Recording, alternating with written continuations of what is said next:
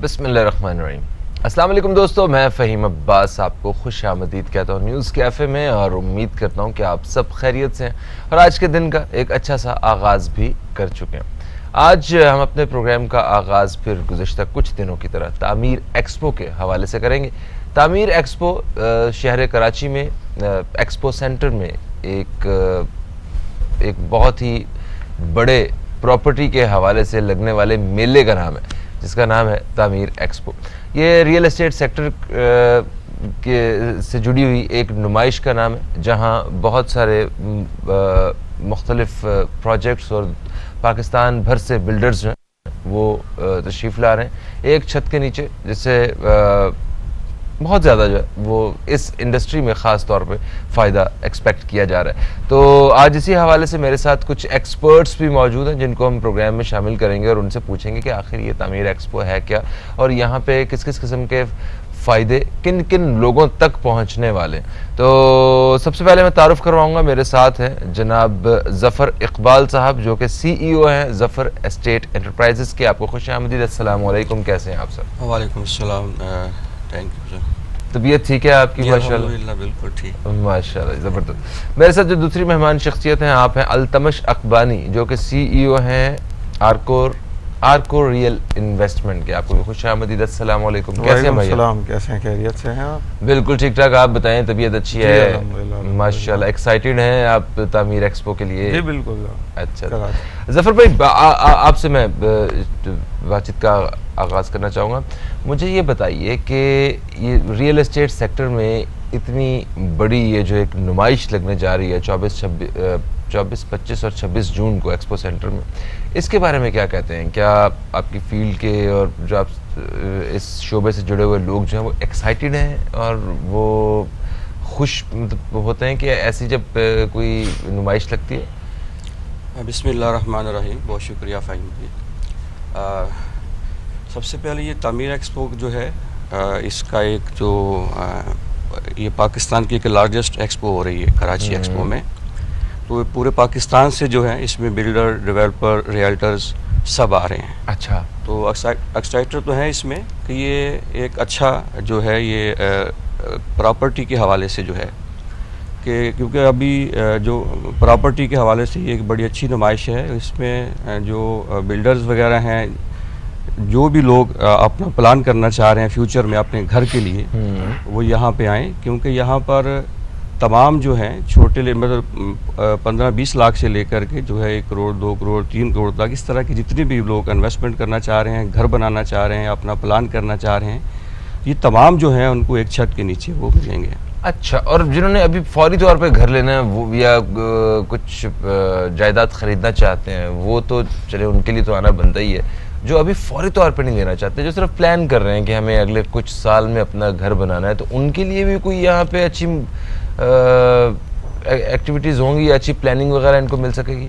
जी, उनके लिए भी है, क्योंकि यहाँ पे इंस्टॉलमेंट के ऊपर जो हैं वो कुछ बिल्डर्स आ रहे हैं, डेवलपर आ रहे हैं जो इंस्टॉलमेंट के ऊपर प्लॉट देंगे। अच्छा। उसमें जो है वो मिनिमम भी जो जिनकी बहुत कम इनकम है वो भी ले सकते हैं, क्योंकि उसके अंदर ये है कि जो इंस्टॉलमेंट है, कोई भी प्लान कर रहा है जिसको फ्यूचर में 2-3 साल के बाद या 4 साल के बाद अपना घर लेना है या उसमें रहना है, तो इंस्टॉलमेंट के ऊपर ये लोग जो है वो देंगे वहाँ पे प्लॉट, या अपनी इस्तिताअत के मुताबिक जो भी आएगा वहाँ पे वो पे ले सकते हैं। बिल्कुल सही। और मैंने सुना है अल्तमश भाई कि यहाँ पे इनामात वगैरह भी जो है वो दिए जा रहे हैं। कुछ ने तो ये भी अनाउंस किया हुआ है कि गाड़ी तक जो है वो इनाम में जा रही है। जी, वो ज़रूरी है, क्योंकि देखें हर बंदा अपने हिसाब से उतनी मार्केटिंग करता है। जो बड़े बिल्डर्स हैं वो मार्केटिंग में जो अखराजात बाहर करते हैं वो अच्छा है। यहाँ पे लोगों को जो इंटरटेन करने लोग आ रहे हैं और जो मेहनत करेंगे, अक्सर ऐसा होता है जो हमारे रियल इस्टेट प्लेटफॉर्म के जो गरीब गुरबा लोग होते हैं, जो पियोन्स टाइप के होते हैं, अक्सर इनामात ज़्यादा उनके ही निकल आते हैं। लास्ट टाइम भी ऐसा हुआ था। अच्छा जी। एक बाइक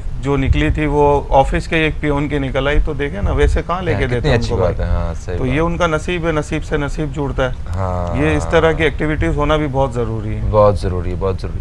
अच्छा, एक और चीज़, जिस तरह ये कहा जा रहा है कि यहाँ पे कुछ ऐसे रहायशी मंसूबे जिनका इफ्तिताह किया जाएगा कि उनकी कीमतें जो हैं वो एक ख़ास तौर पे जो सिर्फ इस इवेंट में ही आपको उन कीमतों पे वो सारी प्रॉपर्टीज़ आपको मिल सकेंगी। उसके अलावा जो है वो उनकी कीमतें मुख्तलिफ आम तौर पे जो होती हैं। तो जी सर देखें, इस तरह के जो एक्सपोज होते हैं उसमें हर बिल्डर की यही ख्वाहिश होती है कि अगर मैं उसमें पार्टिसिपेट कर रहा हूँ तो उसमें वहाँ आने वाली पब्लिक को, वहाँ जो लोग आएंगे उनको किसी न किस्म का कोई डिस्काउंट, स्पेशली एक डिस्काउंट दिया जाए, स्पेशली उनके लिए पैकेज बनाया जाए, अपनी रूटीन से हटके उनको एडवांटेज दिया जाए कि ठीक है आप आ रहे हो, आपने हमारे एक्सपो में शिरकत की तो उसका कोई एक एडवांटेज तो आपको मिले। बहुत अच्छी बात है, बहुत सारे लोग इस तरह के ये काम कर रहे हैं और मैं तो ये देख रहा हूँ कि फर्स्ट टाइम इस तरह का एक्सपो हो रहा है जिसमें हर लेवल का बिल्डर भी आ रहा है, हर लेवल का रियल एस्टेट भी आ रहा है। आपके पास यहाँ इस लेवल पे, यहाँ पे आप समझे 20 लाख रुपए वाले प्रोडक्ट से लेके 2-5 करोड़ रुपए वाले तक प्रोडक्ट है। अच्छा जी। हाँ, और इस तरह है कि कैश से लेके 4 साल के शेड्यूल तक के प्रोडक्ट्स हैं। मैं अगर अपनी बात करूं तो मेरे पास कम से कम इस वक्त 12 से 15 ऐसे प्रोडक्ट्स हैं जो 20 लाख की रेंज से स्टार्ट होते हैं, 5-10 करोड़ की रेंज पे जाते हैं। और उसमें सिर्फ कराची नहीं, कराची, इस्लामाबाद, पेशावर, लाहौर, ये हर जगह के जो मेगा प्रोजेक्ट्स हैं वो सारे इस एक्सपो में आ रहे हैं। ज़बरदस्त। ये तो अच्छा, बल्कि कल हमारे साथ एक गेस्ट मौजूद थे, उन्होंने कहा कि आप सिर्फ कुछ लाख रुपए में, कोई 4-5 लाख रुपए में भी आप यहाँ पे कोई चीज़ ख़रीद सकेंगे। इस तरह की अपॉर्चुनिटीज़ भी तामीर एक्सपो में मिलने वाली हैं। जैसे हाईवे के ऊपर कुछ सोसाइटीज़ हैं जो आपको लॉन्ग टर्म इन्वेस्टमेंट्स जो है ना वो करवा रहे हैं, जिनमें कुछ हज़ार रुपए की किस्त है और आपकी प्रॉपर्टी बन जाती है। तो इस तरह की बहुत सारी अपॉर्चुनिटीज़ यहाँ पे तामीर एक्सपो में आपको मिलेंगी। और इसकी डेट्स जो हैं वो हमने याद रखनी, 24, 25 और 26। अभी एक वक्फे की तरफ बढ़ रहा हूँ। वक्फे से जैसे ही वापस आएंगे तो अपने मेहमानों से पूछेंगे कि रियल एस्टेट सेक्टर में मौजूदा सूरत हाल जो है वो कैसी है, उसमें इन्वेस्टमेंट करना कैसा है और ये किस जगह इन्वेस्टमेंट रिकमेंड करते हैं। कहीं मत जाइए, अब तक देखते रहिए न्यूज़ कैफ़े, देखते रहिए। अभी आपसे दोबारा मुलाकात होती है।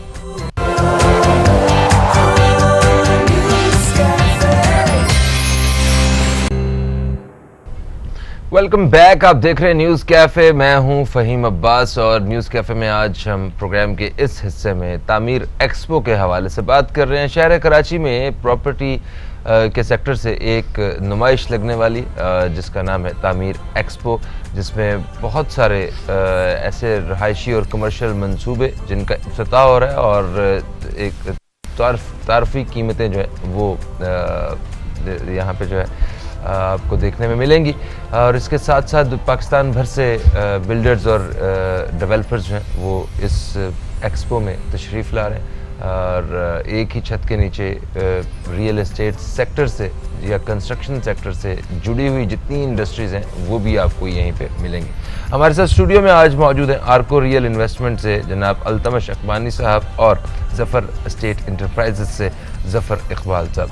अच्छा ज़फ़र इकबाल साहब, आपको मतलब आपकी अपनी ज़ाती तौर पे क्या राय है प्रॉपर्टीज़ के हवाले से, इस रियल एस्टेट के हवाले से, क्योंकि हुकूमत के तब्दील होने के बाद और डॉलर की कीमतें ऊपर जाने के बाद, महंगाई के बढ़ने के बाद आजकल आपको लगता है कि इन्वेस्टमेंट करने के लिए सबसे बेहतरीन वक्त है या कुछ वेट करना चाहिए नाजरीन को जो इस वक्त इन्वेस्टमेंट करने का सोच रहे हैं? देखिए, इस टाइम जो एक बेस्ट वक्त है इन्वेस्टमेंट के लिए। अच्छा। और उसमें यह है कि प्राइसेस भी कुछ डाउन हैं और बजट के आने की वजह से, टैक्सेस की वजह से, जब भी बजट आता है तो प्रॉपर्टी की वो थोड़ा असर पड़ता है। तो टैक्स के हवाले से, जैसे अभी नई गवर्नमेंट आई है, उन्होंने जो टैक्सेस वगैरह लगाए हैं, इसको भी देख के लोग कुछ परेशान हैं क्योंकि टैक्सेस की जो है वो फिर अब ये है कि आप इस प्लेटफार्म से हम जो है वो गवर्नमेंट से भी रिक्वेस्ट करेंगे कि जो रियल एस्टेट के ऊपर जितने ज़्यादा टैक्सेस लग रहे हैं उनको कम किया जाए, ताकि इससे रियल एस्टेट वाला जो बिज़नेस है, इंडस्ट्रीज़ के साथ बहुत से लोग, लाखों लोग जुड़े हैं जिनका रोज़गार चलता है, डेवलपर, बिल्डर, रियल्टर्स। तो इस गवर्नमेंट से भी रिक्वेस्ट करें कि जो उन्होंने इसके ऊपर जो टैक्सेस लगाए हैं इसके ऊपर कुछ नज़रसानी करें और कोशिश, अगर ये कम हो तो ज़्यादा बेहतर होगा, क्योंकि आम आदमी के लिए जब ज़्यादा टैक्सेस लगेंगे तो आम आदमी की पहुंच से ये बहुत चीज़ें दूर होती जाएंगी। तो इन्वेस्टमेंट के लिए तो बड़ा बेहतरीन टाइम है कि इन्वेस्टमेंट करनी चाहिए। डॉलर ऊपर है जो है, लेकिन इसके बावजूद घरों की जो है चीज़ें कम भी हुई हैं, कीमतें कम भी हैं आजकल कीमतें कम हैं। अच्छा। तो थोड़ी कन्फ्यूजन होती है जब आप टैक्स आते हैं, उसके ऊपर पता नहीं कितने टैक्स लग जाएंगे। अब तो ये यकम के बाद जब आएंगे उसमें पता चलेगा कितने। हमारी तो यही गवर्नमेंट से रिक्वेस्ट है कि इसको कम किया जाए। कि ये जो इसके अलावा मैं जैसे काम करता हूँ, मैं DHA और DHA सिटी में काम कर रहा हूँ तकरीबन 20 साल से। ठीक है। तो DHA सिटी कराची जो है ये सुपर हाईवे के ऊपर आता है, जो अभी मोटरवे है। तो यहाँ पर ये सोहराबकोट से 50 किलोमीटर दूर है तकरीबन? नहीं, 50 किलोमीटर नहीं होगा, वो जो मेरे ख्याल में कोई 35 से 38 किलोमीटर होगा मैक्सिमम। अच्छा, सोहराबकोट से। ठीक है, चले। ठीक है। और उसके अलावा जो इसका फासला और भी कम हो जाएगा सुपर हाईवे की, अभी जो मलिर एक्सप्रेस वे जो बनने जा रहे हैं, इससे मेरा तकरीबन कोई 20 से 25 मिनट की ड्राइव रह जाएगी। और DHA सिटी कराची जो है ये 2010-11 में ये आया था प्रोजेक्ट। तो अब ये है, इसके ऊपर तकरीबन ये मेरे ख्याल कोई 18 से 20 हज़ार एकड़ के ऊपर है। इसके दो पोर्शन बनाए हैं उन्होंने, एक तो साउथ है, एक नॉर्थ। पहले साउथ ही था जो डेवलप हो गया। उसके अंदर ये है कि आप DHA में इन्वेस्टमेंट करना चाह रहे हैं तो उसके हवाले से 35 से 40 लाख से 125 गज का जो प्लॉट है वो 35-40 लाख का भी मिल जाता है। अच्छा। और अभी एक तो बहुत अच्छा किया है इन्होंने कि सेक्टर 14 है, 14 A, B, C, D जो है, इसमें इन्होंने डेवलपमेंट की जो है कंस्ट्रक्शन की इजाज़त दी है। अच्छा, तो यानी कब्जा दे रहे हैं यहाँ जी, पे? कब्जा दे रहे हैं। और DHA ने कोई 300 जो प्लॉट्स का जो प्राइवेट बिल्डर हैं उनको कब्जा दी है 125 यार्ड के। अच्छा। और वहाँ पे तकरीबन मेरे ख्याल में कोई 200 के करीब घर की जो कंस्ट्रक्शन वो स्टार्ट हो चुकी है। That's nice। हाँ, तो अब ये है कि DHA सिटी के अंदर है, कोई भी 35-40 लाख से लेके इससे ऊपर तो जितनी किसी की पहुँच होती है वो इन्वेस्टमेंट कर सकता है। तो एक बेहतरीन इन्वेस्टमेंट है और ये फ्यूचर का बड़ा बेस्ट सिटी होगा ये, क्योंकि एक नया शहर आबाद होगा। जैसे बहरिया टाउन है, बहरिया टाउन के बाद ये DHA सिटी आता है, तो ये एक नया शहर आबाद होने जा रहा है जहाँ तमाम जो है वो सहूलतें हैं, जो बुनियादी ज़रूरतें होंगी वो होंगी वहाँ पे। तो अब ये है कि पहले तो सिर्फ डेवलपमेंट हो रही थी, उनका रोड वर्क्स हो रहा था, अब ये है कि वो पोजीशन दे रहे हैं, प्राइवेट बिल्डर आए हैं वो भी घर बना रहे हैं और कुछ DHA ने खुद भी बनाए हैं। उसके अंदर सेक्टर 3 है या सेक्टर 14 है। सेक्टर 14 के अंदर तो प्राइवेट बिल्डर को दिए हैं, सेक्टर 3 में DHA ने खुद बनाए हैं और कुछ ऐसे हैं जो हैंड ओवर कर दी हैं DHA ने लोगों को जो है। बिल्कुल सही। अच्छा अल्तमश भाई, आपकी क्या राय है? मैं वही सवाल आपसे भी करना चाहूँगा कि जिस तरह इमरान खान साहब की हुकूमत में प्रॉपर्टीज़ की ख़रीदो फरोख्त के बारे में उन्होंने कुछ रियायत की हुई थी कि आप पैसा खर्च कर रहे हैं, आपको ये नहीं पूछा जाएगा कि पैसा आपने कहाँ से लिया, आप इन्वेस्ट करें बस। शहबाज शरीफ साहब की हुकूमत में आपको लगता है कि उसी तरह ही साजगार हालात हैं या थोड़े से मुख्तलिफ हैं? सर, इस वक्त इशू ये नहीं है कि इमरान खान की हुकूमत है या शहबाज शरीफ के। लोग थोड़ा कंफ्यूज यूँ हैं कि यार हमें कंफर्म कर दो कि आखिर अगले 5 साल किसकी पॉलिसी पे हमें काम करना है। सबसे मेन इशू ये है कि पॉलिसी बदली है इस वक्त। ये जो हुकूमत आई है कितने टाइम के लिए, इसकी एक लिमिट है, कितनी रहेगी, 2, 4, 6 महीने। तो ये अभी कोई पॉलिसी लाती भी है तो उस पर अमल कौन कराएगा? ठीक है। तो इस वक्त जो बड़े इन्वेस्टर्स हैं वो तो इसी चीज़ का वेट कर रहे हैं कि भाई अगले 5 साल हमारे सामने क्लियर हो जाएं किसकी पॉलिसी आएगी, चाहे वो पीपल्स पार्टी की है, चाहे वो नून लीग की है, चाहे वो इमरान खान साहब की है, तो वो फिर उस पॉलिसी पे काम होता है। इसके बाद जैसे ज़फ़र साहब ने अभी बताया DHA सिटी का, तो DHA सिटी में देखें कैश पे सारी चीज़ें इन्होंने आपको तकरीबन गाइड कर दिया, कुछ हमारी भी नॉलेज है इन चीज़ों की। इसके अलावा अगर कोई क्लाइंट ऐसा चाहता है कि भाई ब्रांड DHA सिटी जैसा ही हो लेकिन इस वक्त मुझे कैश ना देना पड़े, तो उसके साथ एक और प्रोजेक्ट है ASF सिटी, जो कि एयरपोर्ट सिक्योरिटी फोर्सेस का प्रोजेक्ट है। बहुत उनके पास NOC वगैरह अप्रूव है, बहुत काम डेवलपमेंट वगैरह वो कर चुके हैं। वहाँ पे अगर कोई क्लाइंट चाहता है तो वहाँ 80 गज से लेके 500 गज तक की कैटेगरी है और वो 4 साल के इजी शेड्यूल पे दिए जा रहे हैं। और ये नॉर्दर्न बाईपास पे नहीं, ये जो है ये मेन सुपर हाईवे पे DHA सिटी से आप समझे 2-4 किलोमीटर के डिफरेंस पे ही आगे है, ये पीछे उससे DHA सिटी के बाद है। DHA सिटी तो पहले का प्रोजेक्ट है ना, DHA सिटी के बाद है, काफ़ी डेवलपमेंट वगैरह हो चुकी है उसमें। और मतलब ये आपके चैनल के थ्रू हम लोगों को ये गाइड करना चाह रहे हैं कि देखें अगर कोई है ऐसा जिसने पहले DHA सिटी नहीं लिया, जब इस पर कम ऑन हुआ करता था, कम प्रॉफिट मार्जिन में मिल जाया करता था क्योंकि इसकी ऑफिशियल प्राइस तो कम है, अगर वो आज मूव करना चाह रहा है कि यार जो गलती मुझसे पहले हुई वो अब मैं ना करूं, तो उसके लिए आज भी ASF का चांस है। अच्छा, NOCs वगैरह अप्रूव्ड और सेमी गवर्नमेंट इदारा है, तो इसमें किसी कंफ्यूजन की बात है नहीं। सही। तो जिस तरह आज विसर बता रहे थे ज़फ़र साहब के जो रियल एस्टेट में जो कीमतें हैं वो इस वक्त कुछ कम हैं और ये बाइंग के लिए सबसे बेहतरीन वक्त है, आपकी क्या राय है? सर, कीमतें कम है, बाइंग के लिए बेहतरीन वक्त है, ये सही कह रहे हैं। लेकिन इसमें यह है कि देखें जिस प्रॉपर्टी में आपको पोजीशन मिल चुका है उस प्रॉपर्टी की कीमतें कम हुई हैं, जिसका पोजीशन जो प्रोजेक्ट अभी आया है उसका एक प्राइस है, उसमें तो कम नहीं होने ना पैसे, उसका तो बिल्डर का एक अपना शेड्यूल है, वो रेट है। आपके पास जो यहाँ सारे आपके जो एक्सपो में जो बिल्डर्स वगैरह आ रहे हैं वो अपने प्रोडक्ट्स ला रहे हैं और वो इस वक्त कोशिश ये कर रहे हैं मिनिमम रेट्स में, क्योंकि एक्सपो के उस पर ये मिनिमम रेट में आपको प्रोजेक्ट अपने देना चाह रहे हैं। तो हमारी तो पब्लिक से यही इल्तिजा है कि प्लीज़ इस एक्सपो में तशरीफ़ लाएँ और जिस लेवल का आपकी जिस कैटेगरी से आप इन्वॉल्वमेंट रखना चाह रहे हैं, कि आप अगर चाहते हैं कि मुझे 20 लाख रुपए की रेंज में कोई चीज़ मिले, कैश पे मिले, वो बहुत सारे ऑप्शंस वहाँ होंगे। 4-7 की इंस्टॉलमेंट्स पे मिले, बहुत ऑप्शंस होंगे। कराची में मिले, बहुत ऑप्शंस होंगे। इस्लामाबाद के बहुत बड़े प्रोजेक्ट्स हैं, कैपिटल स्मार्ट सिटी है, आजकल नोवा है, नोवा बहुत बड़ा ब्रांड इस्लामाबाद में एक सामने है जिसने एक प्रोजेक्ट इस्लामाबाद में पहला अपना प्रोजेक्ट दिया, उसके बाद उन्होंने पेशावर में अपना प्रोजेक्ट दिया, फिर इन्होंने लाहौर में सेकंड लार्जेस्ट पाकिस्तान की बिल्डिंग लॉन्च कर दी नोवा 1 के नाम से। इस तरह के बहुत बड़े बड़े ब्रांड्स हैं जो कि बहुत मिनिमम पैसों में आपको बहरिया से बेहतर लाइफस्टाइल देने जा रहे हैं।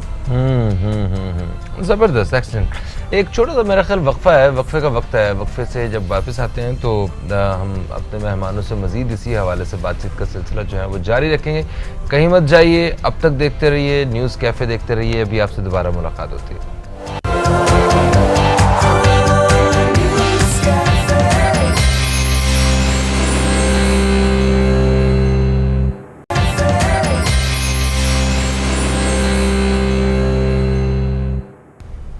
वेलकम बैक, आप देख रहे हैं न्यूज़ कैफ़े। मैं हूं फ़हीम अब्बास और न्यूज़ कैफ़े में आज हमारे साथ मेहमान मौजूद हैं तामीर एक्सपो की जानिब से ज़फ़र इकबाल साहब जो कि CEO हैं ज़फ़र एस्टेट एंटरप्राइजेज़ के, और अल्तमश अखबानी साहब जो कि CEO हैं आर्को रियल एस्टेट के। अच्छा अल्तमश साहब, मुझे ये बताइए कि कुछ ऐसे प्रोजेक्ट्स जो 2 साल 3 साल पहले बिक चुके हैं या उस वक्त जो बिल्डर्स थे उन्होंने सेल कर दिए, आज वो कंप्लीट नहीं हुए, मगर उसमें क्या कहते हैं जो कंस्ट्रक्शन की कीमतें हैं वो इस कदर बढ़ चुकी हैं कि अगर पहले 70 रुपये की उन्हें कॉस्ट कर रहे थे, उन्होंने 100 रुपये की चीज़ बेची हुई है, अब वो 125-130 रुपये की उन्हें कॉस्ट कर रही है बिल्डर को। तो वो कैसे नुकसान में वो पूरी बिल्डिंग वगैरह खड़ी करके देगा? ज़रा थोड़ा सा इस पर रोशनी डालिएगा, क्या होगा अभी? जब देखें बिल्डर कोई भी हो वो 100% बुकिंग एक साथ नहीं करता है। प्री लॉन्चिंग में कुछ फेस वो डिसाइड कर लेते हैं कि 10% हमें प्री लॉन्चिंग में देना है या 20% हमें प्री लॉन्चिंग में देना है, उसके बाद इस फेज़ में हमें इतना देना है, फिर रेट रिवाइज करके। एक बिल्डर अगर एक प्रोडक्ट करोड़ रुपए से सेल करना स्टार्ट करता है तो उसको पता होता है कि मेरा आखिरी ये यूनिट मुझे 3 करोड़ का सेल करना है। वो अपनी कैलकुलेशन रखता है क्योंकि वो भी पाकिस्तान में रह रहा है, उसको पता है हमारे मुल्क के क्या हालात हैं, क्या मामलात हैं। डेली में देखें आज डेली बेसिस पे कॉस्ट ऑफ कंस्ट्रक्शन बढ़ रही है। अल्हम्दुलिल्लाह पाकिस्तान में डेली बेसिस पे कहीं ना कहीं कोई ना कोई प्रोजेक्ट लॉन्च हो रहा है जो आप भी सुनते हैं, हम भी सुनते हैं। ऐसा है। और इसकी सबसे बड़ी मिसाल ये, जिस एक्सपो के लिए हम और आप बैठे हैं, इस एक्सपो में यही लोग आ रहे हैं जिनके फ्रेश बुकिंग में सारे प्रोजेक्ट्स हैं। जी। ये सारे मामलात हैं। तो बिल्डर अब अच्छा, जो मैं उस बिल्डर की बात कर रहा हूँ जो कि मार्केट में अपनी वैल्यू कायम रखना चाहता है। जो दूसरा बिल्डर होता है उसको तो मौका मिल जाता है एक्सक्यूज करने का कि भाई मैं मर जाऊंगा, मैं तो बना के दे ही नहीं सकता। इस तरह के भी हमारे पास माशाल्लाह बहुत लोग हैं। लेकिन जो मार्केट वैल्यू रखना चाहता है, अपना फ्यूचर बरकरार रखना चाहता है, और जो ऑलरेडी मार्केट का ब्रांड है, वो क्लाइंट से ये बात नहीं करता सर सीमेंट की बोरी कल 600 की थी आज 1200 की हो गई, मैं आपको डिलीवर नहीं कर पाऊंगा, माजरत के साथ अपने पैसे आके मुझसे रिटर्न ले जाएं। वो इस तरह की बातें नहीं करता। उसकी एक वर्थ है, क्लाइंट इसी वजह से उस पर ट्रस्ट करता है कि उसका प्रोडक्ट लॉन्च होते ही क्लाइंट जाके उसके ऑफिस में बैठ जाता है, सर प्लीज आपके इस प्रोडक्ट में हमें बुकिंग करानी है। तो हर बिल्डर का अपना एक सिस्टम है, अच्छी बात है। बहुत अल्हम्दुलिल्लाह हमारे पास बहुत अच्छे बिल्डर्स भी हैं, बहुत बड़े ब्रांड्स हैं। सही। ज़फ़र इकबाल साहब, ये तामीर एक्सपो में आपकी कंपनी ज़फ़र एस्टेट एंटरप्राइजेज़ ये क्या रोल प्ले कर रही है? आपका क्या कंट्रीब्यूशन है? क्या आप भी कोई नया मंसूबा जो है वो मुतारिफ करवाने जा रहे हैं? नहीं, हमारा कोई नया मंसूबा तो नहीं है, हमारा सर्विसेज का काम है। अच्छा, रियल एस्टेट का। ठीक है। तो हम सर्विसेज मुहैया करेंगे। जैसे मेरा जो मेन काम है वो DHA सिटी कराची में है। अच्छा, तो DHA सिटी कराची के हवाले से हम लोगों को दावत दूंगा कि वहाँ पे आएँ, जो भी हमसे इन्फॉर्मेशन लें। इसके अलावा जो फ्यूचर प्लान है DHA सिटी में आ रहे हैं उसके बारे में हम ब्रीफिंग करेंगे, लोगों को बताएंगे। जो कम से कम में लेना चाह रहा है, इन्वेस्टमेंट करना चाह रहा है, घर बनाना चाह रहा है, उनकी अपनी ख्वाहिश है कि हमारा DHA में घर हो, वहाँ हम बैठे होंगे, उनको हम गाइड करेंगे, उनको बताएंगे। जो भी हमें वो बताते हैं यार हमारी इन्वेस्टमेंट है या हम घर बनाना चाह रहे हैं, तो हम सर्विसेज वहाँ मुहैया करेंगे। अच्छा, सही है। यानी कि आप गाइड भी करते हैं और आपकी सर्विसेज कंपनी है, तो आपके साथ तो ऐसे लोग भी होंगे आपके क्लाइंट्स में जो कई सालों से हर दफ़ा वो सिर्फ आपको ही फ़ोन करते हैं, ज़फ़र भाई इस दफ़ा बेच दें कुछ, ज़फ़र भाई ले दें कुछ, है तो इतना यकीन करते हैं आप पे। तो वो क्या वो स्पेशलिटी है जो जिसकी वजह से आपको लगता है कि आपके काम करने का ये तरीकाकार है जिसकी वजह से लोग आपके साथ हैं? इसमें ये एक मेयार बनाना पड़ता है। हम 20 साल हो गए मुझे सर्विसेज कर देते हुए, और पहले DHA में था, फिर DHA सिटी जब से आया 2010-11 में, तो मेन हमारा DHA सिटी हो गया। तो इसमें जो है क्लाइंट हैं, जब भी कोई DHA कोई नई लॉन्चिंग करता है या नया कोई प्रोजेक्ट लेके आता है, अब DHA सिटी कराची है, जैसे अभी कुछ अर्सा पहले ये लोग 125 यार्ड के जो वो बेंगलुरु लेके आए, उसमें फिर हमने लोगों को गाइड किया, जो प्राइवेट बिल्डर आए। अब इसके अलावा DHA में मज़ीद जो है बड़े अच्छे प्रोजेक्ट आ रहे हैं, हाई राइज बिल्डिंग आ रही हैं। इसके अलावा एक बड़ा पाकिस्तान का सबसे बड़ा एक मॉल बनने जा रहा है, जो गेटवे के जो है बिल्कुल शुरू में आएगा DHA सिटी में और सुपर हाईवे पे। तो इसके अलावा जो हाई राइज बिल्डिंग का भी है इनकमिंग, और सेक्टर 14 के अंदर तकरीबन 300 और घर देने जा रहे हैं, जो आम लोगों को देंगे, आएँ आप बनाएं, वो दावत देंगे प्राइवेट बिल्डर को। आम आदमी भी जाके ले सकता है, वो लेके बना सकता है, और इंस्टॉलमेंट पे हो, ईजी इंस्टॉलमेंट पे होती है। बिल्कुल सही, बिल्कुल। अच्छा अल्तमश साहब, आपके अपने कोई मंसूबे वगैरह कंस्ट्रक्शन के हवाले से उनके साथ आ रहे हैं या? सर मैं थोड़ा सा गाइड कर दूं आपको। देखें, मेरा ताल्लुक है आर्को रियल इन्वेस्टमेंट से, ठीक है, जो कि कराची की वाइड कंपनी है जो यहाँ से इस्लामाबाद के प्रोजेक्ट्स डील करती है। ठीक है। और इस्लामाबाद के बहुत सारे और मेगा प्रोजेक्ट्स हैं, जैसे मैंने आपको बताया हबीब रफ़ीक ग्रुप है, हबीब रफ़ीक लिमिटेड बहुत बड़ा एक ब्रांड है, जिन्होंने आप ये देखें कि बहरिया पिंडी और DHA जो पिंडी है वो हबीब रफ़ीक ने डिलीवर किया है बना के। बहुत बड़ा वहाँ का ब्रांड है। उन्होंने अपने प्रोजेक्ट्स दिए मुल्तान में, साहिवाल में, अब उन्होंने जाके इस्लामाबाद में कैपिटल स्मार्ट सिटी, ये पाकिस्तान का वाहिद स्मार्ट सिटी है जहाँ पे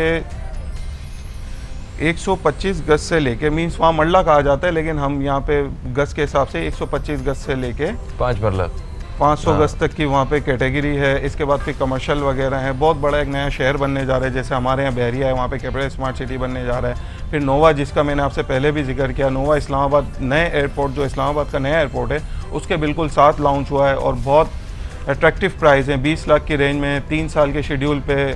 ये मतलब NOC मिल गया उन्हें जी, NOC अप्रूव है अल्हम्दुलिल्लाह उनके। उन्होंने फिर पेशावर में प्रोजेक्ट दिया, वो भी विद NOC दिया है। तो उसके बाद फिर वहाँ सवाल बचता नहीं है कि हम वहाँ इन्वेस्टमेंट क्यों करें, क्योंकि इस्लामाबाद एक तो नाम साथ के इस्लामाबाद, फिर इस बजट में जहाँ हमें कराची में, अब मुझे बताएं कराची में 20 लाख के बजट में क्या मिलता है। एक ऑप्शन मैंने ही बताया, क्योंकि मैंने भी उस पर एक्सरसाइज की कि भाई मैं अपने क्लाइंट को, जिसको एक वक्त में जिसको DHA सिटी ने एग्जिट किया था, उसने बेच दिया था कि ठीक है यार आज मैंने 2 लाख का लिया था, 20 लाख का सेल हो रहा है, मैं सेल कर देता हूँ। उसने सेल करके ठीक है गलती की, लेकिन उसने 18 लाख रुपीज़ प्रॉफिट कमा, उस वक्त बहुत अच्छा था।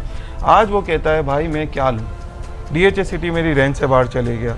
तो उसके लिए फिर हमने एक्सरसाइज की कि भाई ASF का प्रोजेक्ट है, ASF वही ब्रांड है, जैसे DHA सिटी एक आर्मी का प्रोजेक्ट है, इसी तरह ASF एयरपोर्ट सिक्योरिटी फोर्सेस का प्रोजेक्ट है। तो इसको पब्लिक के लिए अगर सिक्योर इन्वायरमेंट में जाना चाह रहे हैं सबसे बेस्ट। फिर तो उतना ही बड़ा प्रोजेक्ट है ये ASF? नहीं, ASF एक छोटा प्रोजेक्ट है, 3000 एकड़ टोटल उनका रकबा है। और प्लानिंग कैसी है इनकी? प्लानिंग 180 गज की कैटेगरी से लेके 500 गज के उनकी प्लॉट्स हैं उनके। अच्छा। उसमें फिर 100-200 गज के कमर्शियल इन्होंने अभी लॉन्च किए, बहुत अट्रैक्टिव प्राइस है, 65 लाख में वो 100 गज का कमर्शियल दे रहे हैं 2 साल के ईदी शेड्यूल पे। ज़बरदस्त, ज़बरदस्त। Thank you so much. आपसे अपना तामीर एक्सपो में मुलाकात की जा सकती है? जी जी बिल्कुल बिल्कुल। और आप भी ज़फर साहब तामीर एक्सपो पे आपका भी एक ज़ाहिर बात है अलग एक स्टॉल होगा? जी बिल्कुल। हॉल 1 का 835 स्टॉल है। अच्छा ठीक है, जी जी बिल्कुल सही होगा। Thank you so much. आप दोनों मेहमानों, आप तशरीफ़ लाए। दोस्तों प्रोग्राम में एक वक्फे का वक्त आ गया है। वक्फे के बाद जब हम आपकी खिदमत में हाजिर होंगे तो हम एक बड़े ज़बरदस्त मौजू पर बात करने वाले हैं, सिंध हुकूमत के अहकामात के हवाले से। आपको पता है कि मैट्रिक तक मौसीकी की तालीम के हवाले से हमने एक ख़बर सुनी है ना, 1500 टीचर्स जो हैं वो भी म्यूज़िक के टीचर्स वो भी सिंध हुकूमत रखने जा रही है। इस बारे में बात करेंगे एक छोटे से वक्फे के बाद। कहीं मत जाइए, अब तक देखते रहिए न्यूज़ कैफ़े, देखते रहिए।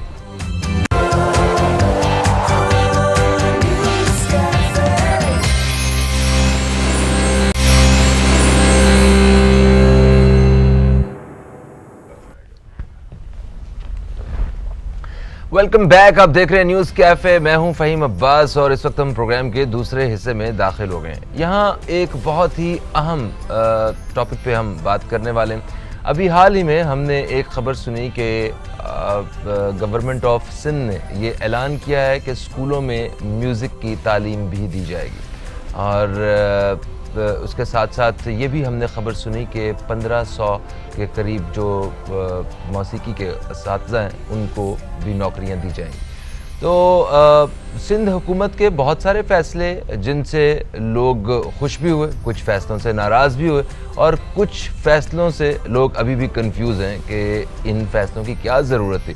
खैर, म्यूज़िक के फ़ैसले के हवाले से भी अलग अलग किस्म की राय जो है हमें सुनने को मिल रही है। तो आज मेरे साथ स्टूडियो में एक ऐसे एक्सपर्ट मौजूद हैं, एक ऐसे सीनियर म्यूज़िशियन मौजूद हैं जो म्यूज़िक डायरेक्टर हैं, कंपोज़र हैं और जिनको आप एक बैंड के हवाले से, फ्यूजन बैंड के हवाले से आप उन्हें जानते ही हैं। मेरे साथ मौजूद हैं, इनका असल नाम बताऊं, सैयद इमरान अली मोमिना, मगर आप बहुत कम लोग हैं जो जानते हैं, और ईमू के नाम से इन्हें सभी जानते हैं। अपने एक अलग ही पहचान भी रखते हैं। ईमू भाई हमारे साथ हैं। अस्सलाम वालेकुम, खुश आमदीद, गुड मॉर्निंग, कैसे हैं आप? वालेकुम अस्सलाम and thank you very much for having me. तबीयत अच्छी है? बेहतरीन। सुबह सुबह उठने में एक क्रिएटिव आदमी को कोई प्रॉब्लम तो नहीं हुई? होती है होती है नहीं, अच्छा, होती है नहीं। आज तो मैं बिल्कुल क्लॉक वर्क उठा था। हाँ। खास तौर पे इस इंटरव्यू के लिए तो अदरवाइज अदरवाइज उठता जल्दी हूँ, मगर ये इंटरव्यू के लिए खास क्लॉक वर्क मशीन की तरह उठा मैं। क्या बात है, ज़बरदस्त। ये आपके प्रोफेशनल होने की चीज़ जो है ना वो नज़र आ रही है। अच्छा ईमू भाई, अभी हाल ही में सिंध हुकूमत ने जो ऐलान किया है कि म्यूज़िक की तालीम वो स्कूलों में दी जाएगी, तो बहुत से लोगों को ये बात हज़म नहीं भी हो रही और इसको अलग अलग पहलुओं से भी देखा जा रहा है। आप एक म्यूज़िशियन हैं, आपका ओढ़ना बिछोना जो है वो म्यूज़िक है, तो आपके लिए ये खबर कैसी है, ज़रा इस पर रोशनी डालिए। देखें, ये बहुत बड़ी बात है। नंबर वन, मैं बहुत ज़्यादा खुश हुआ हूँ इस बात से। मैं इसको बहुत पॉजिटिव लेता हूँ कि देखें, हमारे यहाँ तालीम और तालीम का मेयार बहुत क्वेश्चनेबल होता है, मगर बहुत अच्छा भी होता है बहुत सारी जगह पे। देखिए, हमारा माशरा चलेगा ही तालीम से। अगर आप अच्छी तालीम स्कूलों में है तो आप बच्चे अच्छी तरह पढ़ पाएंगे।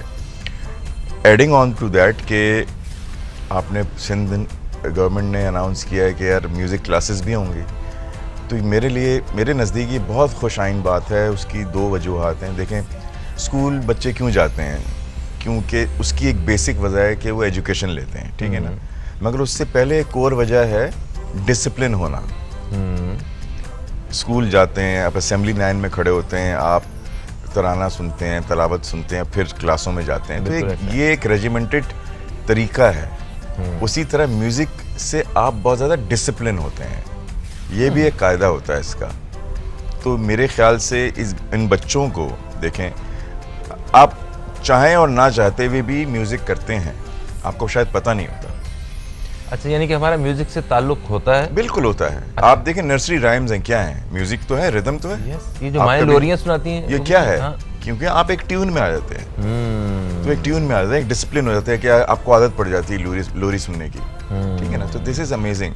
ये बहुत अच्छा एक वो है, इस बहाने बच्चों को जो सप्रेस्ड रहते हैं बच्चे, उनको खोला जाता है। उस बहाने वो अपनी फीलिंग्स को एक्सप्रेस कर सकते हैं। कोई ड्रम बजा के करेगा, कोई टेम्बरीन बजा के करेगा, कोई ढोलक बजा के करेगा, कोई इंस्ट्रूमेंट बजाएगा, कोई गिटार बजाएगा।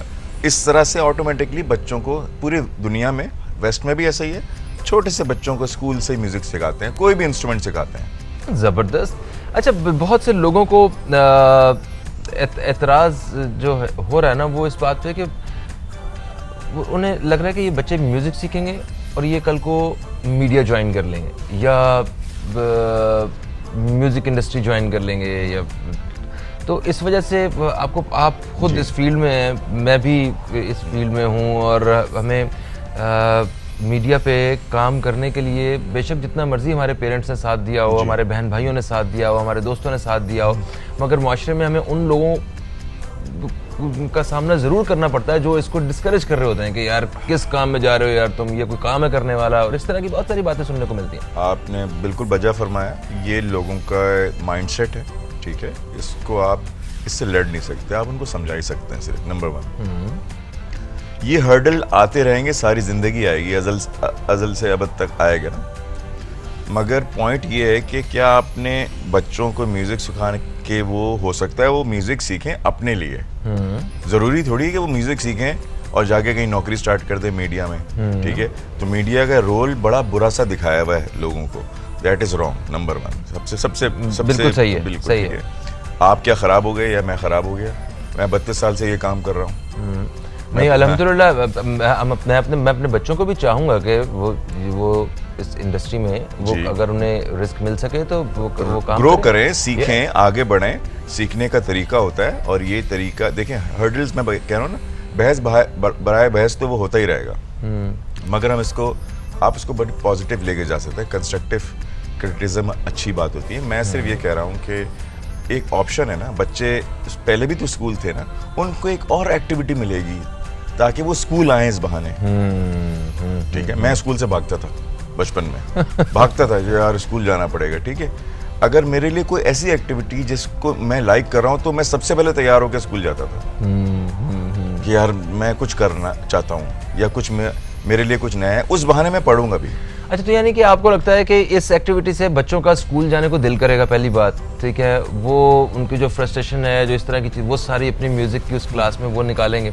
और आपको ये भी लगता है कि फ्यूचर में म्यूज़िक की तालीम जिन बच्चों ने हासिल की होगी वो कहीं ना कहीं इस डिजिटल मीडिया या इस जदीद दौर में जो है कारोबारी मौक़े उनके लिए बढ़ेंगे? देखें, ऑटोमेटिकली फ़हीम सर माफ़ी चाहता हूँ, मैंने ब्रेक में आपको एक प्रोड्यूसर दिखाया था ना अपना, सर वो बंदा ठीक नहीं है, वो मुझे ब्रेक का कह रहा है बार बार। तो फिर ब्रेक लेते हैं, ब्रेक लेते हैं। कहीं मत जाइए, अब तक देखते रहिए न्यूज़ कैफे।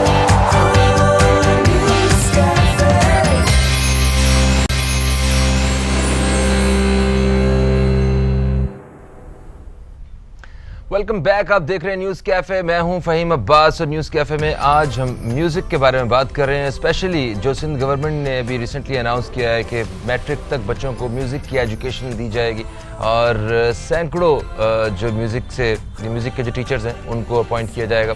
इस हवाले से हम अपने प्रोग्राम में बात कर रहे हैं, बच्चों की तालीम के हवाले से ख़ास तौर पर बात हो रही है। इसी के साथ साथ मैं आपको ये बताता चलूँ कि पाकिस्तान दुनिया का दूसरा सबसे बड़ा मुल्क है जहाँ पे 5 साल से 16 साल के दरमियान की उम्र के बच्चे जिनकी स्कूल जाने की उम्र है वो स्कूल नहीं जाते हैं। ये 22.8 मिलियन बच्चे ऐसे हैं जिनको स्कूल जाना है और वो स्कूल नहीं जा पाते हैं। और इस वजह से नहीं कि स्कूल नहीं है, पाकिस्तान में एक अंदाजे के मुताबिक तकरीबन 3 लाख के करीब जो हैं वो स्कूल्स मौजूद हैं और हमारे जीडीपी में सिर्फ 3% से भी कम हिस्सा जो है वो एजुकेशन के लिए वक्फ किया गया है। तो खैर हम बात कर रहे हैं कि बच्चों के लिए सिंध हुकूमत ने ये अनाउंस किया कि म्यूज़िक की तालीम लाजमी, म्यूज़िक जो है उनकी म्यूज़िक की तालीम दी जाएगी। तो मेरे साथ स्टूडियो में इमू साहब मौजूद हैं जो कि फ्यूजन से ताल्लुक़ रखते हैं, जिनसे हम वक्फे से पहले बात भी कर रहे थे और अभी भी हमें ज्वाइन किया एक और म्यूज़िशन, हमारे एक दोस्त जो पाकिस्तान की शान भी हैं। क्या खूबसूरत अंदाज से ये गिटार प्ले करते हैं और हर जगह जब इनके अंदाज से गिटार प्ले हो रहा होता है तो म्यूज़िक के साथ साथ वो पाकिस्तान की भी नुमाइंदगी हो रही होती है। आसिफ सिनान, आपको खुशामदीद, अस्सलाम वालेकुम, कैसे हैं आप? बिल्कुल ठीक ठाक, थैंक यू वेरी मच। खुश लग रहे हैं मुझे आप इस फैसले से।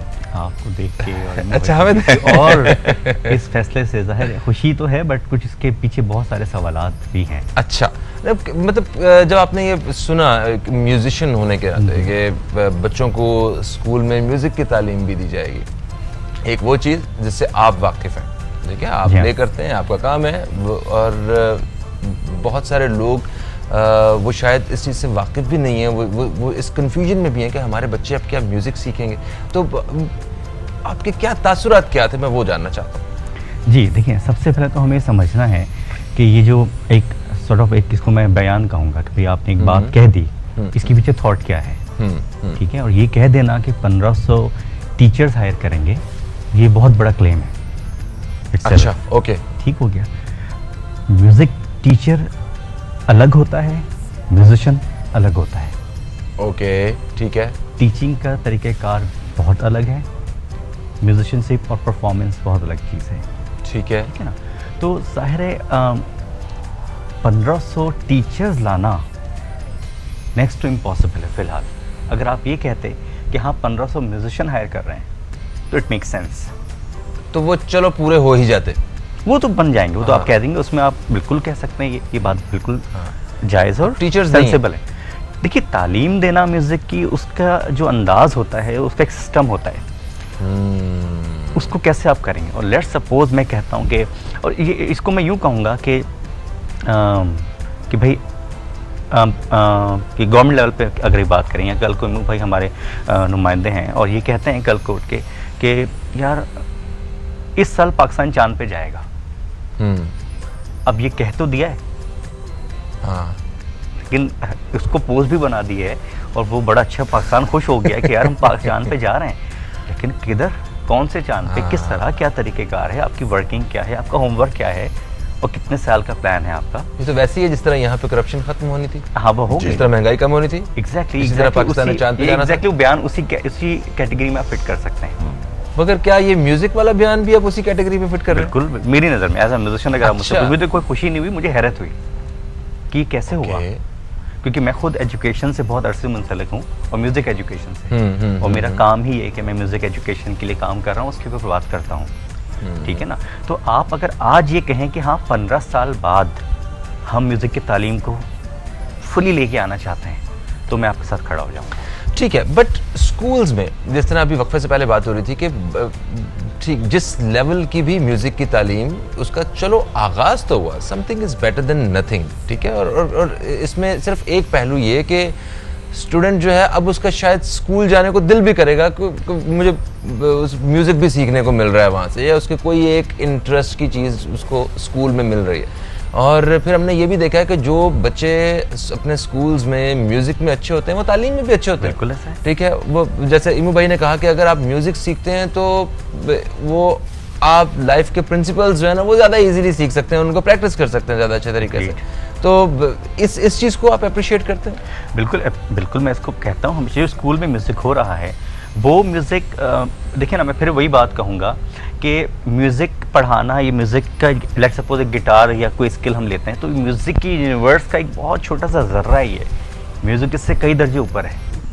अच्छा, ये बाकी वो समंदर जो कहते हैं म्यूज़िक एक समंदर की तरह है, तो वो बात सही है। ऐसे बात कहने के लिए ये वाकई है। अच्छा, what we know is a drop, but we do not is a ocean. ओ बिल्कुल।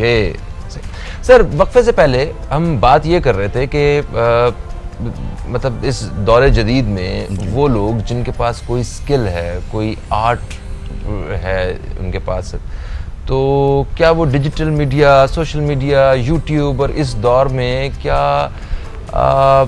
उनको फाइनेंशियली भी कुछ राह हमवार मिल सकती है, कोई सपोर्ट मिल सकती है? मैं इनकी बात से प्लीज करिए। अच्छी लगी मुझे, बहुत एक वैलिड पॉइंट यूज़ किया कि क्या इतने टीचर हैं, number one. Coming back to your point, इसलिए कि देखें ये एक स्कूल ऑफ थॉट है, मैं एक स्कूल ऑफ थॉट हूँ, मेरा एक डिफरेंट स्कूल ऑफ थॉट है, मैं उसको बहुत पॉजिटिवली देख रहा हूँ, ये बहुत लॉजिकली देख रहे हैं, बिल्कुल सही है। दो दिमाग हुए ना, दो बातें बिल्कुल सही है, जैसे हम डिस्कस कर रहे थे। Coming back to your point कि देखें इस वक्त बच्चों को क्या सिखाने की ज़रूरत है, एक बात देखिए, वो ये दौरे हाजिर है ही सोशल मीडिया का, ठीक है। हमारा टाइम दौरे हाजिर नहीं था, हमारे टाइम में सोशल मीडिया नहीं था। और इसको देख के आप फील्ड में नहीं आए सोशल मीडिया, ऑफ कोर्स अपनी हार्ड वर्क से आप आए ना, सही है, हार्ड वर्क से आप स्टेप बाय स्टेप आए, ठीक है ना, हम सारे वो लोग हैं।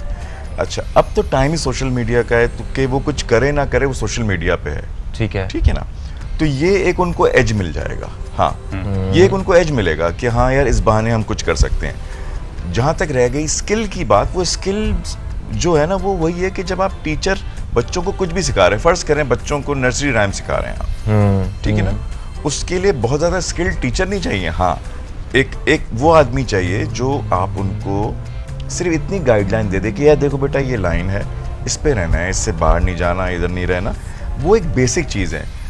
हम बेसिक से स्टार्ट कर रहे हैं। फॉर इंस्टेंस इनकी बात ठीक थी कि यार 15 साल के बाद आप बोलेंगे हाँ कि इतना अवेयर हो सकते हैं ना, हमारे सिस्टम का एक हिस्सा बन सकते हैं, दो समझें कि 5 मैट्रिक क्लासेस ख़त्म हो चुकी हैं और इस 15 सालों में और इस तरह जा चुके हैं, तो बहुत अच्छा होगा।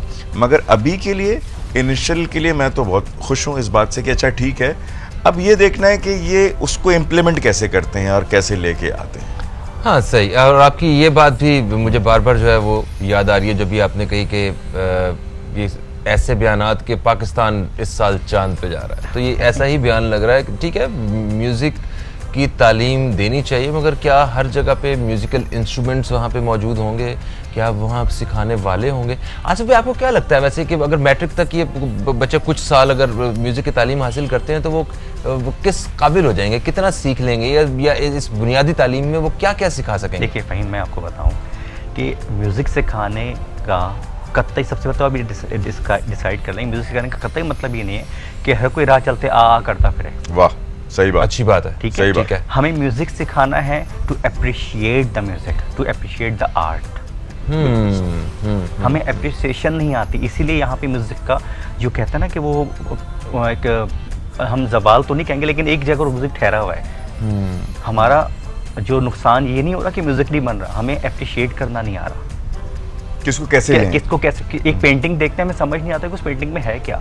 हमें उस पेंटिंग को भी स्टडी करना है, उस पेंटर की लाइफ को भी स्टडी करना है कि उसका बैकग्राउंड क्या था, वो किस तरह, वी नीड टू, हमें यहाँ ज़्यादा लोग वो देने जो आर्ट को अप्रिशिएट करें। उसमें पेंटिंग आ जाती है, उसमें कैलीग्राफी आ जाती है, उसमें म्यूज़िक आ जाता है। और जब आप आर्ट को करते हैं तो आप नेचर को करते हैं, और जब आप नेचर को करते हैं तो आप नेचर वाले को करते हैं। वाह वाह वाह, अच्छी बात। तो जब आप नेचर वाले से कनेक्ट होते हो तो आप कनेक्ट वहाँ नहीं होते, आप ग्राउंडेड कनेक्ट होते हैं। हम ग्राउंडेड नहीं हैं।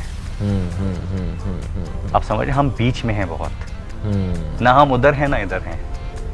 तो हमें आप कोई इस हवाले से आपको लगता है कि सिंध हुकूमत को कुछ अलग अंदाज से स्टेप लेने की ज़रूरत थी? बिल्कुल बिल्कुल। देखिए आप, मैं यही कहूँगा कि पहले तो आप ये कहें, पहला बयान क्या होना चाहिए था? पहला बयान ये होना था कि हम म्यूज़िक टीचर ट्रेन करेंगे। अच्छा, पहला सर प्लीज ठीक है। कंटिन्यू, मैं सुन रहा हूँ आपकी बात। टीचर की ट्रेनिंग सबसे ज़्यादा इंपॉर्टेंट है। और मैं आपसे ये कहता हूँ कि आपने कह तो दिया, और मैं कहता हूँ कि अभी इमू भाई को आप कहें कि जी 1500 टीचर हायर कराने हैं, उनको आप हेड ऑफ डिपार्टमेंट बना दें, and he will give you 1500 teacher. ठीक हो गया, मैं मानता हूँ। आप पढ़ाएंगे क्या? करिकुलम क्या होगा? कोर्स Syllabus आउटलाइन क्या क्या होगा है, इनका? सिलेबस क्या है? हाँ। अगर आप फिजिक्स किताब से पढ़ते हैं, मैथ किताब से पढ़ते हैं, उर्दू किताब से, अंग्रेजी किताब से, तो व्हाई नॉट म्यूजिक किताब से? बिल्कुल। तो जब तो तक म्यूजिक किताब से ही पढ़ाया जाएगा कि कैसे पढ़ाएंगे? कैसे पढ़ा- मैं मगर तो हमारे सवाल यहाँ ये- वैसे वाकई सही बात है, वो नोटेशंस कहते हैं ना उन्हें। जी, वो जब sharp वो- notation। जी हाँ। तो वो तो पढ़ने वाले ही लोग यहाँ पे 1500 नहीं मिलेंगे आपको। वो तो गलत। तो तुसी नਵੇਂ पासे लाता था। एक वक्फा है दोस्तों, वक्फे के बाद आपकी खिदमत में दोबारा हाजिर हो रहे हैं। कहीं मत जाइए, अब तक देखते रहिए न्यूज़ कैफे, देखते रहिए।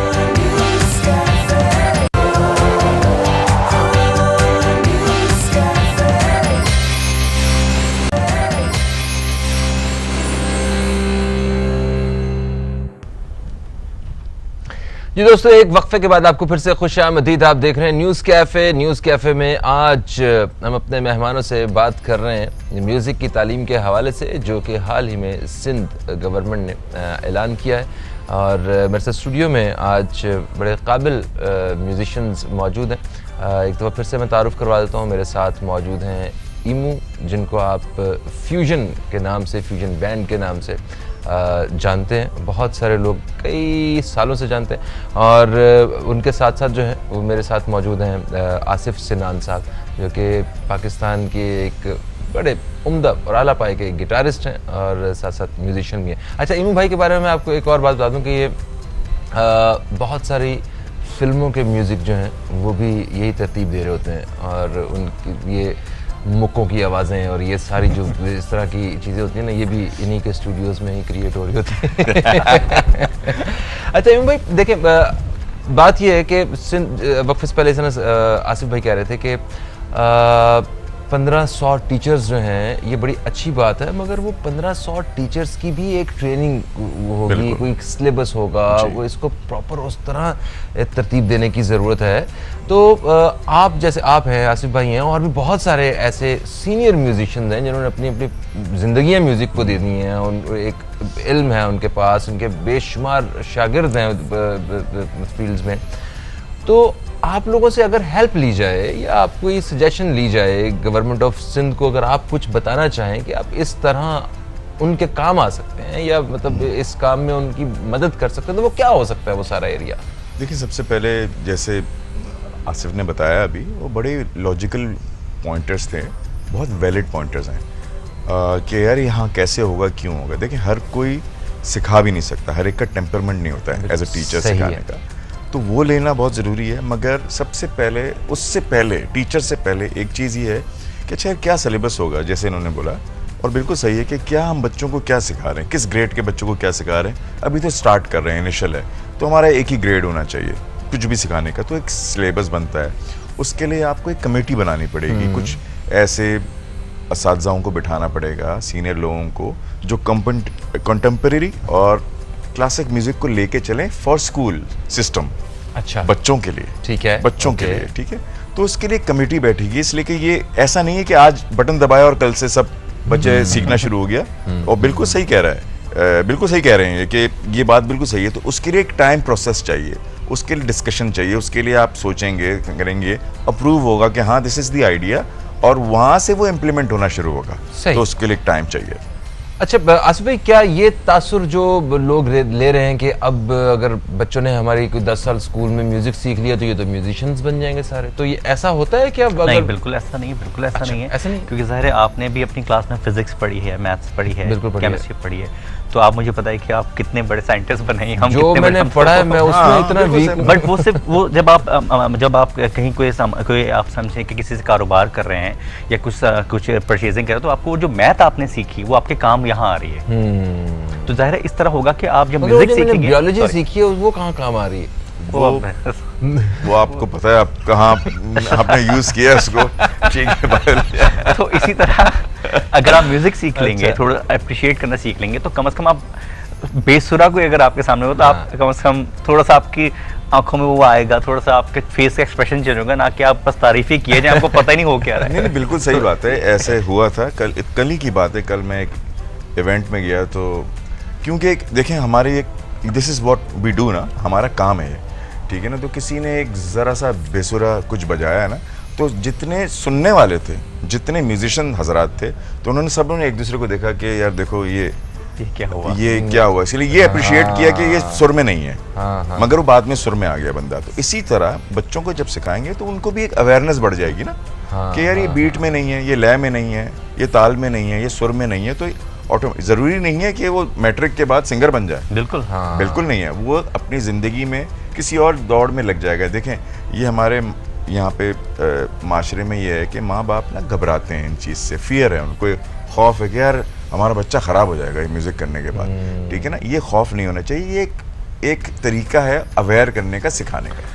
आप माशाल्लाह पाकिस्तान में सबसे बड़ा स्टूडियो रन कर रहे हैं, जिसमें फिल्म्स जो हैं 5.1 और मतलब इस किस्म का जो जदीद म्यूज़िक है वो सारा वहाँ पे तरतीब दिया जाता है जी। तो ये भी एक कामयाबी है, सक्सेस है। इसके बारे में कुछ अल्फाज मैं चाहता हूँ आपके मुझे सुनना चाहता हूँ। मैं इसको इसी हवाले में बताना चाहूँगा, जैसे एक म्यूज़िक स्कूल के, जैसे हम डिस्कशन है आज का, मैंने जब म्यूज़िक स्टार्ट किया तो मैं उसकी कायदे से स्टार्ट किया, सीखना शुरू किया, ABC, ओके, ठीक है। अब वहाँ से लेते हुए चलते हैं, मैंने फिर उससे मेरी हिम्मत बढ़ी, तो मैंने कोई गाने की कॉम्पोजिशन बनानी शुरू कर दी, जो एक लेटर स्टेज है। आपको समझ में आया कि अच्छा एक गाना कैसे बनता है, मैथ्स और स्टैट्स में बताऊंगा आपको, और मगर ये म्यूज़िक ही है, ठीक है ना। तो आपको पता चल गया कि अच्छा ये ऐसे होगा, 4 बार ऐसे होंगे, 8 बार होगा, एक अस्थाई बनेगी, एक अंतरा बनेगा, संचाई बनेगी, एक पूरा इस तरह गाना तरतीब देते हैं। तो आप पहला एक गाना बनाते हो पहला, फिर उसके बाद आप बनाते जाते हो, आपकी प्रैक्टिस हो जाती है, मैं हज़ारों गाने बना चुका हूँ। तो फिर आपकी एक ऐसी एवेन्यू आती है जिसमें आप बोलते हो कि अच्छा मैं जिंगल भी कंपोज कर सकता हूँ, मैं कवाली भी कंपोज कर सकता हूँ, गज़ल भी कंपोज कर सकता हूँ, और पॉप म्यूज़िक भी। फिर आप आते हैं साउंड इंजीनियरिंग की तरफ, ये भी म्यूज़िक की एक शाख है, ठीक है। प्रोडक्शन की तरफ, वो भी एक शाख है, ठीक है। ये जो 5.1 सराउंड है, जो सिनेमा में चलता है, ये भी एक उसकी एक शाख है, जो बहुत हायर जाके होती है, जो लोग इसके लिए पढ़ने जाते हैं। वो मैंने 32 साल में यहीं किया है, बहुत मेहनत कर। ज़बरदस्त सर, हमें फ़ख्र है आप पे। और बहुत सारे जो स्टूडेंट्स हैं वो आप जैसा बनना चाहते हैं। ठीक है, आसिफ भाई, सर। प्रोग्राम का वक्त अपने अख्ताम की तरफ बड़ी तेज़ी से जा रहा है। ये इंस्ट्रूमेंट सामने पड़ा हुआ है, ये इंस्ट्रूमेंट क्या करता है जरा फहीम जी, भाई जी, पूछना जी। चाहते मैं हैं। हम ये इसको ज़रा हम मुझे भी सुनाइएगा। हमारे ये जो सारे टीम के लोग हैं ये भी करीब करीब आ चुके हैं इस वक्त, और नाजरीन भी सुनना चाहते हैं। प्रोग्राम को ज़रा इसी तरह रैप भी कर लेते हैं हम। बड़ी अच्छी बात है कि म्यूज़िक की तालीम पहले सिर्फ ब्रांडेड स्कूल और अमीर लोग जो है वही अपने बच्चों को अपने स्कूलों में दिलवा सकते थे। अब एक आम आदमी जो है वो भी अपने बच्चे को म्यूज़िक की तालीम जो है दिलवा सकता है। परेशान होने की बिल्कुल ज़रूरत नहीं है, एक अच्छा स्टेप है, इसको पॉजिटिव लीजिए और आगे बढ़िए। फ़हीम अब्बास को, न्यूज़ कैफ़े की टीम को इजाज़त दें। आपसे इंशाल्लाह फिर मुलाकात होगी। जाते जाते हम ये एक अच्छी सी धुन जो है ये सुनते हुए जाएंगे। आपसे कल फिर मुलाकात होती है। कल तक के लिए खुदा हाफ़िज़। पाकिस्तान जिंदाबाद।